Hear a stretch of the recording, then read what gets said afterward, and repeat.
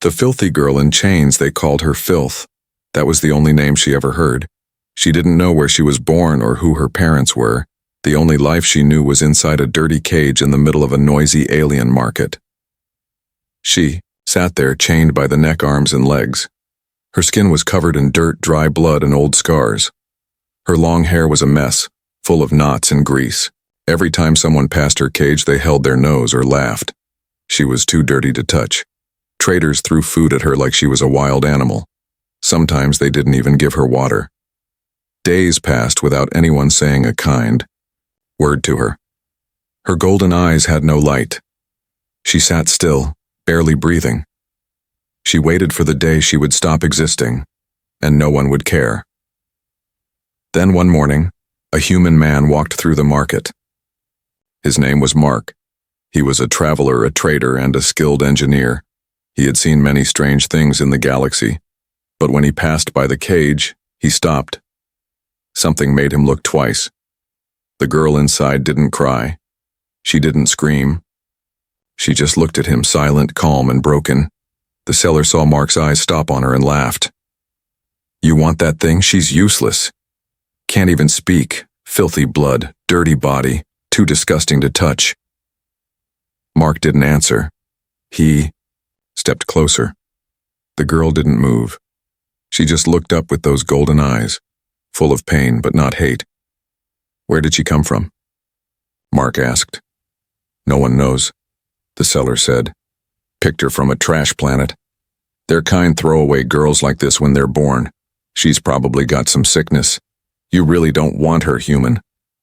Mark stayed quiet. He knelt, down in front of the cage. He could smell the dirt and blood, but he didn't flinch. He reached out slowly. The girl didn't pull back. Her eyes widened, shocked. No one had ever tried to touch her without hurting her. "She's scared," Mark whispered. "But she's still alive." The seller rolled his eyes. "She's not worth half a credit. You can take her for a few metal scraps." Mark stood up and reached into his pocket. He gave the seller a small pouch of repair tools. "Deal." "What? You're serious?" Mark didn't answer. He opened the cage. The girl still didn't move. He held out his hand. "Come," he said softly. She stared at his hand. Her fingers trembled. Slowly, she reached out. Her nails were broken, her wrists bruised. When their hands touched, a small tear fell from her eye. She stood up on weak legs, almost falling. Mark caught her gently and helped her walk. Everyone in the market stared. Some laughed. Some looked shocked. A human. Touching that? Helping that? But Mark didn't care. As they walked away, the girl leaned against him. For the first time, her body felt warmth, not from the sun, but from another living being. She didn't understand why this human was helping her. She didn't know what would happen next. But for the first time, something inside her chest beat a little faster. Hope. Mark brought her to his ship. As he closed the ramp behind them, the girl looked around. Clean metal floors, bright lights, soft hum of machines. It felt like a dream. He guided her to a small room and sat her down.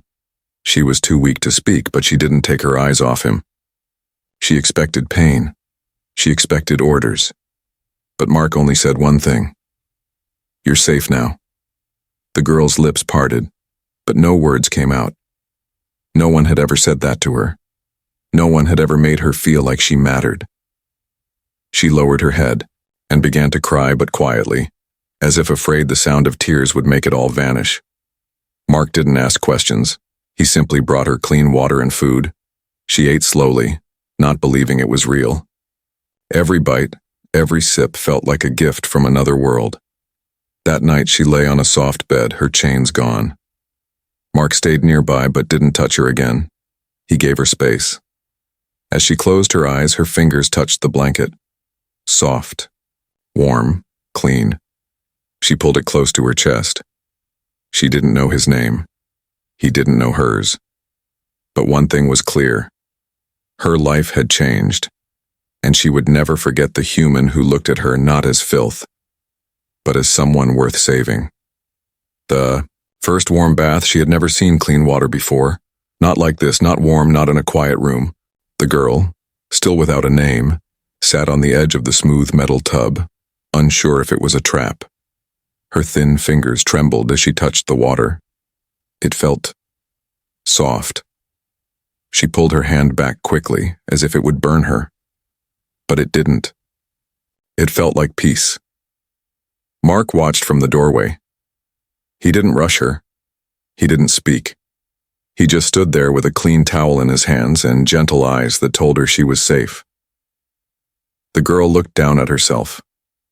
Her body was stained with old dirt and blood, bruises and cuts. Her skin was cracked in places. Her hair stuck to her back like rough wires. She looked like something broken, left behind and forgotten. Slowly, she stepped into the tub.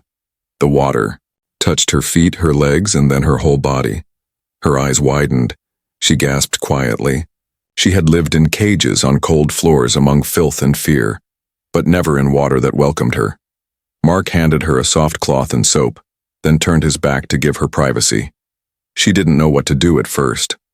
No one had ever trusted her with anything. She held the cloth tightly, dipped it into the water, and began to wipe her skin. Brown streaks melted away. The water around her turned dark. But her skin beneath was not what the world called filthy.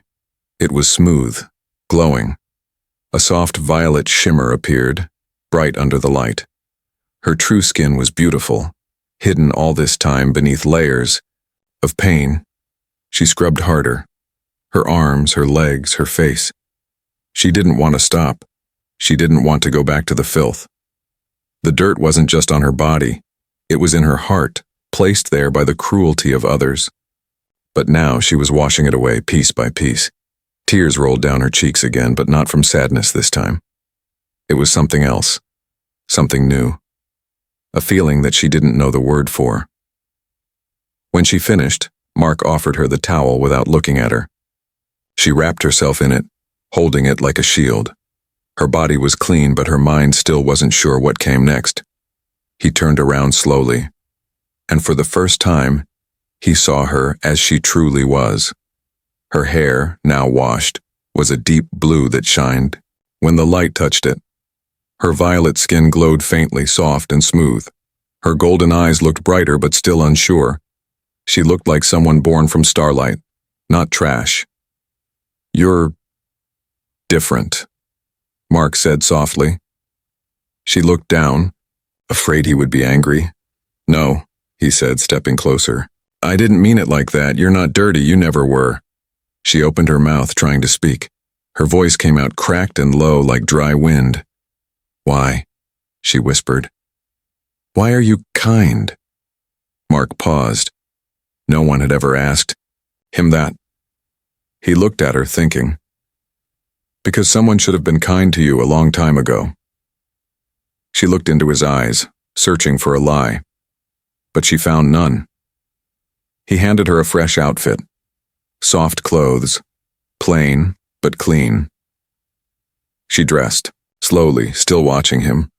Every small thing he gave her felt like magic, not because of what it was, but because of how he gave it. Without hate, without fear, without expecting anything in return. That night, she sat at the corner of the room. Her body was clean. Her hair was soft. She smelled like soap instead of rot. She touched her skin and almost didn't recognize herself. Mark handed her a small mirror. She stared into it for a long time. The reflection didn't look like filth. It looked like someone else, someone worth saving. She turned the mirror toward him, pointed at herself, and whispered, "Who am I?" Mark walked over, knelt beside her, and smiled. "You need a name," he said. She tilted her head, confused. "Everyone deserves a name," he continued. "How about Luma?" Her lips moved as she repeated it. Lu-ma. It sounded soft. It sounded warm. It felt like light in her mouth. From that moment on, the girl who was once called Filth had a name, Luma, and with a name, she had the start of something else, a new life. The name Luma. For the first time in her life, she had something to hold on to. A name. Luma. It echoed in her mind like a forgotten melody. Not given by chains, not forced by shame, but gifted. Softly, kindly. A name spoken by a man who didn't turn away from her dirt, her scars, or her silence. She repeated it in her head again and again. Luma. Each time it felt more real. More hers. The next morning she woke up wrapped in a blanket that smelled clean. She wasn't cold. She wasn't hungry. Her body didn't ache from sleeping on stone. The ship hummed gently around her. For the first time, waking up didn't mean facing pain. Mark was sitting nearby, working on a screen full of wires and glowing lines. He didn't look at her right away, but she noticed something. He had placed a cup of warm broth beside her bed. He had even laid out a brush for her hair. Just simple things. But to her they felt like treasures. She took the cup carefully, drinking it slowly. Her hands no longer shook. She watched him, wondering who he really was. Why had he picked her? Why had he seen something in a girl everyone else ignored? Mark finally looked up and smiled. "Morning, Luma." Her heart jumped. The way he said her name, it made her feel human. No, more than that, it made her feel alive. She wanted to talk. She tried. Her voice cracked, but she pushed through the pain. "Why? Name?"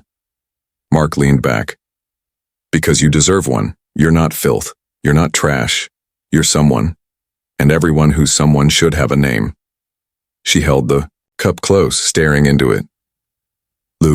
"Ma," she whispered again. "You like it?" he asked. She nodded slowly. Mark put down his tools and sat closer.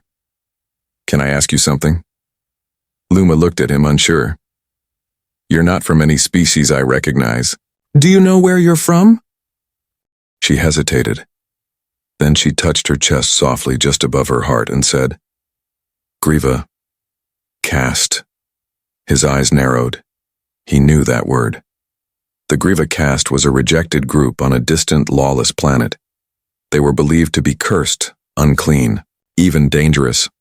Many were killed at birth. Few survived. Those who did and were never treated like real people. Mark spoke gently. "They left you to die, didn't they?" Luma lowered her eyes. She didn't need to answer. He already knew. "But you're still alive," Mark said. "And that means something." She looked at him again, eyes wide with confusion. "Means? It means," he said, placing a hand over his own heart. "You're stronger than they ever were." Luma didn't know how to respond. No one had ever called her strong. She had been called disease, garbage, cursed, but never strong. Suddenly, her body shivered. Not from cold, but from a memory. She remembered a day long ago when her skin first started to glow faintly. Her own people saw it and screamed. They dragged her through the mud, called her evil.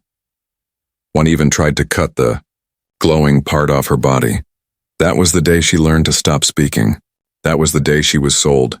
She had almost forgotten that moment until now. She looked at her arm. The glow was faint, but still there. Mark noticed. "That's not normal, is it?" She shook her head. He leaned forward. "What is it?" She hesitated, then said, "Blood is mixed, not pure caste, part highborn." Mark's eyes widened. "You mean you're a hybrid? Royal blood?" Luma nodded. He sat back slowly. Everything made sense now. Why they hated her, why they feared her, why they tried to erase her from their world. "You're not cursed," he said. "You're rare, you're powerful." Luma touched her chest again. "Dangerous." "To them, maybe," Mark replied. "But not to me." She blinked, stunned. Then, as if something inside her cracked open, she gave him the tiniest smile. Just a curve of the lips. But it was real. Pure. Like sunlight breaking through thick clouds. Mark smiled back. "We'll figure it out together, Luma." She didn't say anything. She just stared at him, heart racing. For once, not from fear, but from something she still didn't know how to name. But if kindness had a shape. It looked like this moment. The gentle touch Luma had never been touched without pain. Her body had learned to flinch, to brace, to expect hurt. Even now, even clean, even free, a simple movement near her shoulder made her stiffen. But Mark never forced anything. He moved slowly, spoke gently, and kept his distance, until she came closer first. It started with a soft knock on his door one night. Mark had been checking ship controls when he heard it. Quiet, nervous. He opened the door and found her standing, there barefoot, dressed in the simple clothes he'd given her, clutching the blanket tightly around her like armor. Her voice was a whisper, shaky and unsure. "Can't sleep?" He stepped aside. She didn't explain, and he didn't ask. She sat on the edge of his bed, eyes on the floor. Her fingers curled into the blanket like she feared it would vanish if she let go. Mark pulled up a chair nearby and sat. "Nightmares?" She nodded.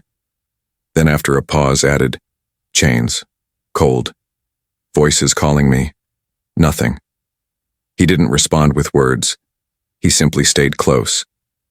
After a while, Luma lay down on the bed, but she didn't close her eyes. She looked at him as if checking, "Are you still here? Will you leave like the others?" He didn't move. "Just stay," she whispered. "I'm not going anywhere," Mark replied. Minutes passed. Her eyes grew heavy. The silence between them wasn't cold. It was warm, calm, and when her hand slipped slightly across the bed, brushing against his, she didn't pull away. It was the first time she had reached out on her own. The gentle touch didn't burn. It didn't bruise. It comforted. In her sleep, she murmured something, soft and broken. "Don't send me back." Mark heard it and his jaw tightened. "Never," he whispered. She woke up hours later, sunlight from the ship's artificial sky brushing across her cheek. For the first time in her life, she had slept without fear. But not everyone in the galaxy wanted her to be safe. Unseen, deep in the star system, a silent signal pulsed from a hidden beacon.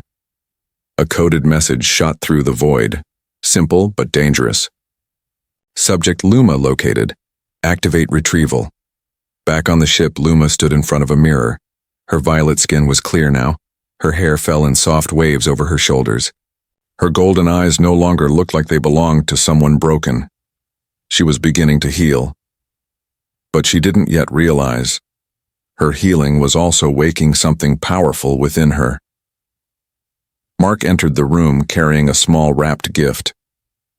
"It's nothing big," he said. "Just thought you might like it." She unwrapped it slowly, fingers careful. Inside was a necklace, a smooth metal disc with her name engraved in simple letters, Luma. She stared at it, speechless. "It's not a tag," he said quickly. "It's yours.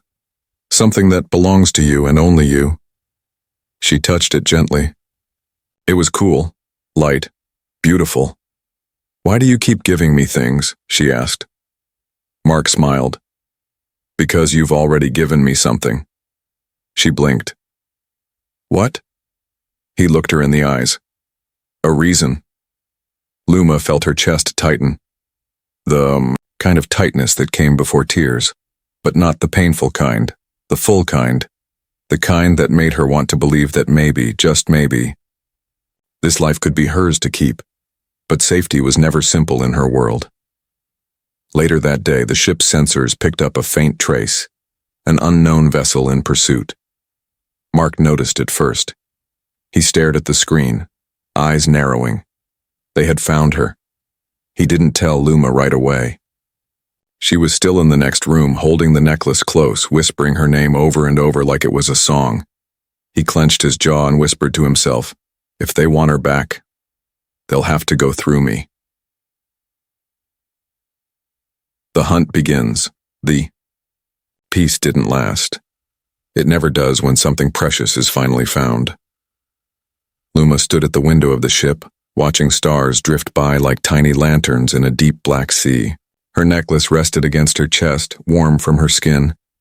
She didn't speak much, but she smiled now. A real smile. Small, quiet, but alive. Mark watched her from the control room, not wanting to break the moment. She looked so different from the girl in the cage. She stood straight now, walked with calm steps, and her eyes were no longer empty. But he couldn't enjoy the peace, because something was coming. He had seen the signal 2 hours ago, a silent code, pulsing in a pattern. Only advanced trackers used. Someone had locked onto their coordinates, not pirates, not random traders, hunters. Mark moved to the weapons system, checking shields and speed routes. The ship wasn't built for war. It was a cargo runner. Fast enough to escape trouble, but only if trouble wasn't chasing with intent. Behind him, a soft voice broke the silence. "Is something wrong?" He turned. Luma stood there, her eyes sharp now. The fear was still there, hidden behind her calm, but her instincts were strong. "Yes," Mark said. "We're being followed." She nodded slowly. "They want me." It wasn't a question. No surprise attacks, no warnings, just a signal, clean and silent, he replied. "They're professionals." Luma sat down, her fingers tight around the necklace. "I thought I was worthless." Mark looked at her. "You were never worthless. They just knew what you really are, and that scared them." She looked up. "You saw it too?" "I saw more than they ever bothered to see." She closed her eyes. "Then you should leave me behind. If I'm the danger..." "No." Mark cut her off. "You're not the danger. You're the reason I'm not walking through life half asleep anymore. You're not the problem, Luma. You're the target. That's different." Just then, the ship shook. A ping on the radar confirmed it. The enemy was close. One vessel. Small, fast, weapon-ready. A message came through the comms. Cold, robotic, no face, no name. "You have something that belongs to the Zareth Syndicate. Surrender her now or face destruction." Luma's heart pounded. Zareth. That name stirred a dark memory. A metal room. A man in a white coat. Needles. Wires. She was barely conscious, but she remembered the words. "Her blood is unstable. Too much royal strain. Extract and dispose." She had escaped that day only because the power inside her reacted. They didn't understand it. She didn't either. Mark stood firm at the controls. "They'll have to destroy me first." Luma stepped forward. "They might. You know that, right?" "I know. But I also know I'd rather die fighting beside someone who deserves to live than hand her over to monsters."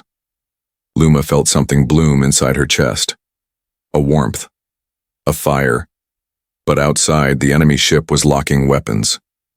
"Brace for impact," Mark said. The first hit slammed into their shields, rocking the ship. Lights flickered, sparks flew. Luma fell back but caught herself. Mark ran to her, helping her stand. "I have to fight," she whispered. "I feel it. It's inside me." "You don't have to prove anything," Mark said. But she shook her head. "No, I'm not trying to prove anything. I just remember now." She closed her eyes. Her breath slowed, and then it happened.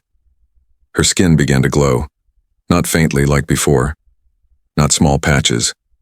Her entire body shimmered with pulsing violet light, swirling with golden patterns that lit the room like fireflies in the dark. Mark stared, speechless. She opened her eyes. They glowed too. "I'm not just a mistake," she said. "They called me dangerous. But maybe they were right." Outside, the enemy prepared for a second strike. But this time, Luma was ready. Power unleashed, they came to capture her.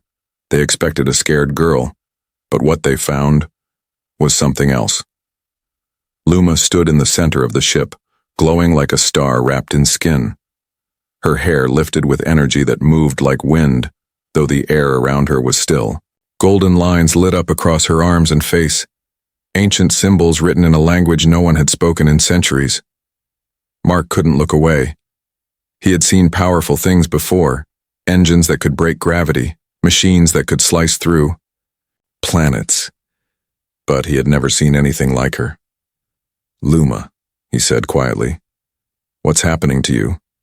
She didn't answer at first. Her body was tense, her eyes fixed ahead as the enemy ship hovered outside, charging weapons for a second hit. Then she whispered, "I remember now." Mark stepped closer. "Remember what?" "They tried to erase it from me," she said. "The blood, the ability. They said I wasn't pure enough, that I was a danger to their world. So they beat it out of me. Caged it. Chained it. But you didn't chain me." Her voice was calm, but her power was not. Outside, the enemy ship locked onto them again. Inside, Luma's hands lit with glowing sparks. And then, she raised her arms. A pulse shot out from her chest, bright and soundless. It passed through the ship like a wave of light, through metal and air and wire. Every screen blinked, every sensor froze. And then, just as the enemy fired again, Luma's pulse hit them. The enemy ship flipped in space like a toy hit by a storm. Their system shut down mid-attack. Lights died, weapons failed. They spun in silence, powerless. Mark stared at the screen, speechless. "You just disabled their entire ship," he said, without touching it. Luma collapsed to her knees, panting. Her glow dimmed, but the marks on her skin still faintly shimmered. Mark ran to her side, catching her before she fell completely. "I didn't know I could do that," she whispered. "It just happened." He held her close. "You saved us." She looked up at him, her eyes tired but steady.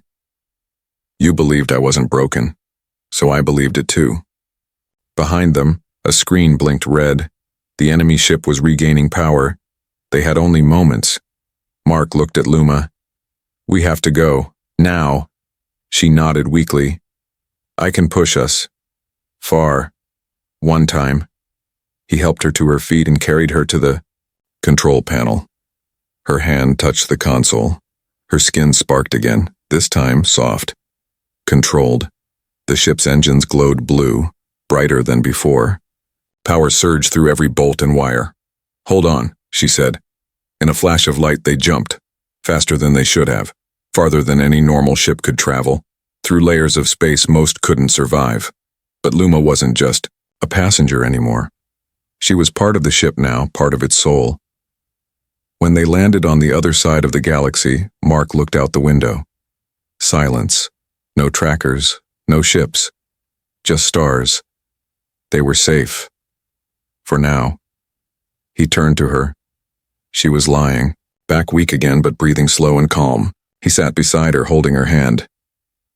"You're not what they said you were," he whispered. "You're something they didn't understand. Something they feared." She opened one eye. "Then, what am I?" He smiled. "You're free." And, for the first time in her life, Luma believed it. A place in his bed and heart.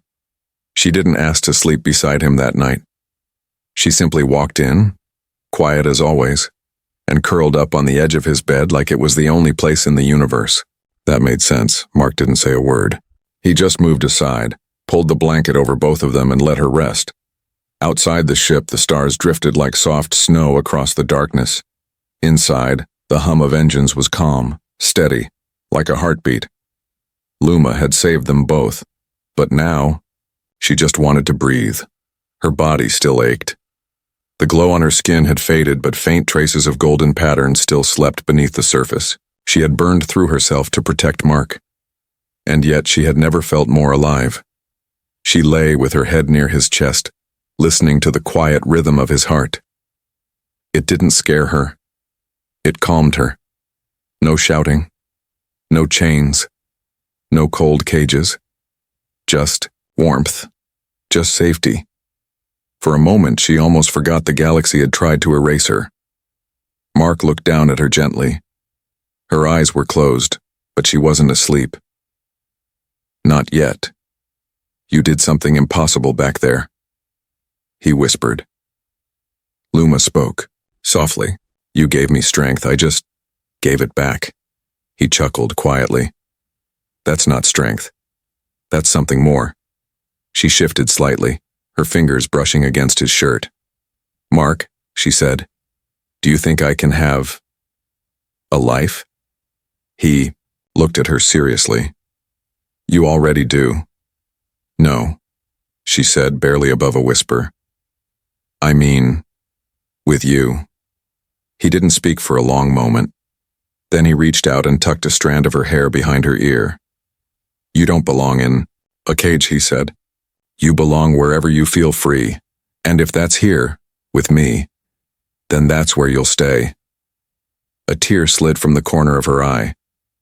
But this one didn't fall from fear, or sadness, or shame. It was the kind of tear that came when your heart finally realized it wasn't alone anymore. She smiled softly. Then I choose here. He wrapped his arm around her shoulder, pulling her closer, not as someone broken, not as someone to fix, but as someone he wanted to protect, walk beside, and maybe even love. Luma closed her eyes. This was no longer a ship. It was a home. But peace, she knew, was never forever.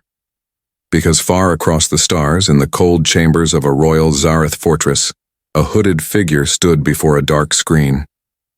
Her image, glowing fierce, played on a loop. She survived, the voice said. A second voice answered, she's awakened. The failed bloodline is not dead.